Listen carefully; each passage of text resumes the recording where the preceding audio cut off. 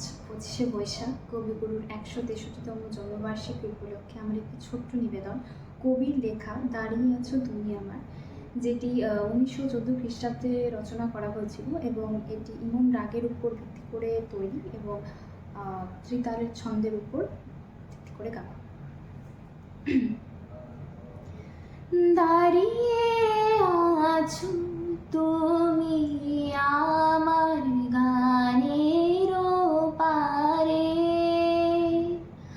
আমার সুরগুলি পায় চরণ, আমি পাইনি তোমারে। দাঁড়িয়ে আছো তুমি আমার গানের পারে, বাতাস বহে মোরে মোরে আর বেঁধে রেখো না তোরে, এসো এসো পার হয়ে মোর হৃদয় মাঝারে।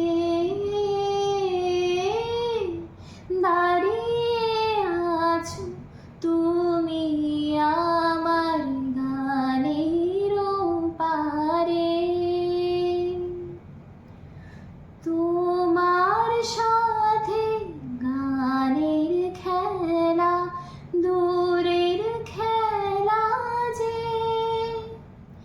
বেদনাতে বাঁশি বাজার সকল বেলা যে,